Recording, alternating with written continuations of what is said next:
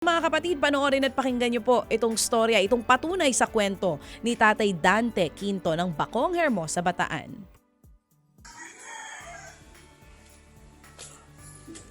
Nakuha na nito. Wait lang. Nakatali kami. Dali!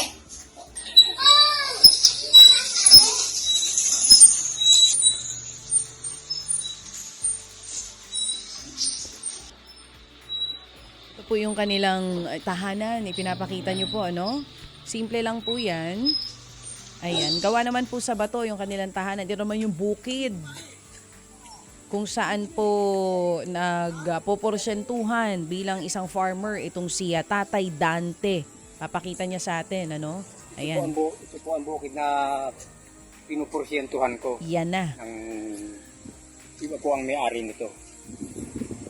Ito po ang kinukuhanan ko ng porsyento. 66 years old, Chacha. Malakas pa ang katawan ni tatay. Ay, oo naman. Batak na batak sa trabaho. Oo, ayan po, ano? Yan po yung area sa Bacong Hermosa, Bataan. Wala pa halos pong kabahayan dito sa area na pinapakita po sa atin ni Tatay. At ayan. Oh, Siya ito po yung kasama ko mapapakilala siya. nagtatrabaho sa bukid. Ito yung mga kahati ni Tatay sa trabaho sa bukid. Ano? Naka-t-shirt ng tupad. Nakita mo yun? Oo. Asi kalabaw. Oh, ito yung kalabaw na sinasabi niya aalagaan niya. Pagka manganganak, happy sila. Ng misis ko, Ma'am DJ. Oh. Ito po ang loob. Naku po. Dyan sila Ayun tumitigil po ang ni radyo yung Mrs. pinakikinggan Nanay. ko. Wala po kaming TV. Ayun po ang radyo.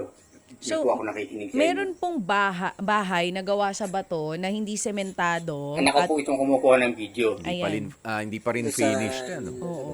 Wala pang ano, no? Ano tawag doon? Hollow blocks pa Oo, lang. puro hollow blocks. naka-hollow blocks pa. Kalabaw. Yan yung kalabaw na inaalagaan din ni tatay. Kanina na alaga akong kalabaw. Ito pong karito na to, ito po namin ginagamit pag nakikipag-akot ako ng palay. Ito po ang mga panlinang, pinanlilinang po sa buko. Ito po ang ginagamit ko pero sira po ito. Gagawin po ng Lunes, masisira ng Martes. Ganun po ang kuwan, kaya ang laki po ng gastos. Bakit ganun? Ginawa, tapos kisira din kinabukasan? Oo, bakit kaya? Baka luma na rin talaga. Luma na. Baka may diferensya, Kung may mapalitan kinapalitan. itong ano na to, makabili ako ng bago. Makina mismo. Oo, gusto niya mapalitan. Ito naman po yung grocery, siya kasi nanay. Ayan, makikita po natin. Ito yung mga pinamili nila. Bumili talaga po sila agad ng bigas na 25 kilos. At syempre yung mga pang spaghetti, panghanda po. Ayan, kita na Ayun. natin ngayon. Nagsalo-salo po sila. Yung mga bata, masaya kasi marami-rami ang handa kahit papano. Di ba may spaghetti? At Ano yung kompleto isa? ang recados nung spaghetti. Spam ba Oo. yun o hamon o chicken? Ano yun? Parang, ano ba yan, tapa? O ham yan. Ham Ham. pala. Oo. Sarap naman. Nagutom naman ako doon.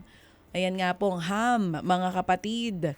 At yun po mga kapatid, ano, lalo sa mga happy donors natin, dyan po napunta yung, hindi po niya inubos yung 15,000 pesos. Kumuha lang daw siya ng 4,000, I think, yun ang sinasabi. 4,000 lang ang binawas ni tatay doon po sa 15,000 pesos para po magkaroon sila ng konting salo-salo ng kanyang pamilya. Tapos may binabanggit siya yung parang traktora na ginagamit doon sa pagsasaka. Gusto niya daw sanang mapalitan. Tatay! Mapalitan, maparepair. Pero hindi, maganda mapalitan kung kasya, no? Kasi nga, gagawin ng Yung makina Lunes, lang naman yun, sira ng Martes. O sigurado may, biruin mo, gagamitin mo ngayon, bukas, pare-repair mo Masakit na. na agad ulo mo. Naku. Parang hindi ka rin kikita kasi uulit-ulit lang yung pagbabayad mo dun sa panggawa nung nasirang kung ano man tawag doon, traktora ba, na maliit na ginagamit po panghanap buhay ng mga farmer natin. Tatay Dante, hindi pa po ito ang ating huling ugnayan. Antabay po kayo sa tawag namin ulit, 'di ba? Hawakan nyo lamang po yung sobrang pera na natira dun po sa 15,000